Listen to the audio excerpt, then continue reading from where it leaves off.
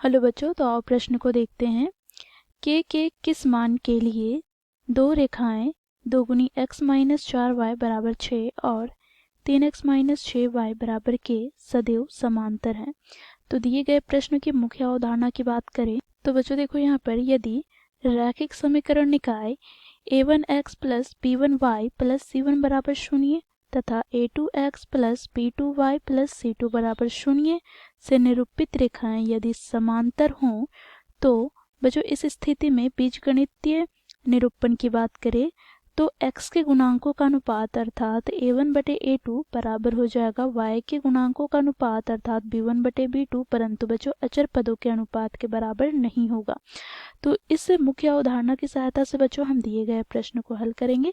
तो यहाँ पर हम लिखेंगे क्योंकि हमें दिए गए समीकरण निकाय क्या है, तो देखो पहला समीकरण है 2 गुनी x माइनस 4y बराबर 6। तो यहाँ से इसे हम क्या लिख सकते हैं, तो देखो 2x माइनस 4y माइनस 6 बराबर 0, तो इसे समीकरण 1 दे दिया। तथा दूसरा समीकरण यहाँ पर क्या है, तो 3x माइनस 6y बराबर के, तो यहाँ से बच्चों देखो 3x माइनस 6y माइनस के बराबर हो जाएगा 0 के, तो इसे समीकरण 2 दे दिया। अब बच्चों देखो यहाँ पर इन दोनों समीकरण को हम रैखिक समीकरण निकाय के मानक युग्म से तुलना करेंगे तो यहाँ पर बच्चों हमें क्या प्राप्त होगा, तो पहले वाले समीकरण को तुलना करते हैं तो a1 का मान प्राप्त हो जाएगा, x का गुणांक अर्थात यहाँ पर देखो 2, फिर b1 बराबर y का गुणांक अर्थात यहाँ पर -4 तथा c1 का मान अचर पद अर्थात यहाँ पर -6। इसी प्रकार बच्चों दूसरे वाले समीकरण को तुलना करेंगे तो हमें a2 का मान प्राप्त हो जाएगा x का गुणांक अर्थात 3, b2 का मान प्राप्त हो जाएगा -6 तथा c2 का मान प्राप्त हो जाएगा -k। अब बच्चों देखो क्योंकि प्रश्न में हमें दे रखे हैं दिए गए रेखाएं सदैव समांतर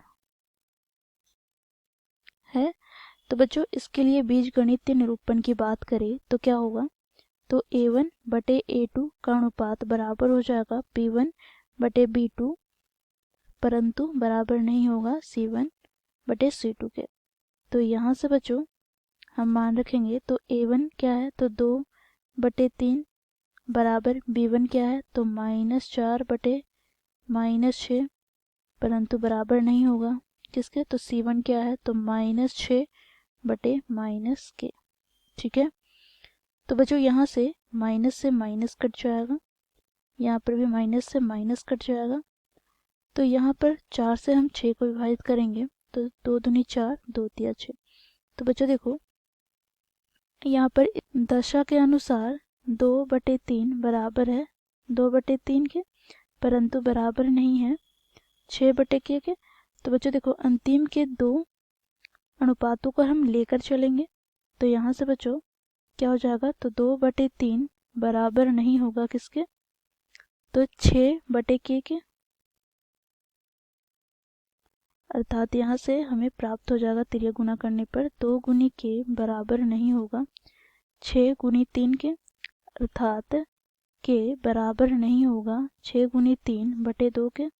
तो 2 से हम 6 को विभाजित करते हैं तो 2 तिया 6, तो यहाँ से हमें के का मान क्या प्राप्त हो जाएगा, तो के बराबर नहीं होगा किसके, 9 के, अर्थात यहाँ से हम लिखेंगे अतः के बराबर 9, अर्थात के का मान 9 के अतिरिक्त सभी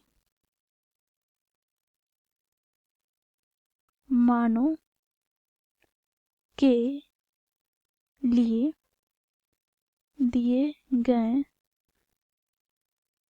समीकरण निकाय से बनी रेखाएं सदैव समांतर होंगे। तो इस प्रकार बच्चों हम मुख्य अवधारणा की सहायता से दिए गए प्रश्न को हल करते हैं। आशा करती हूँ आप लोगों को यह प्रश्न समझ में आया होगा। धन्यवाद।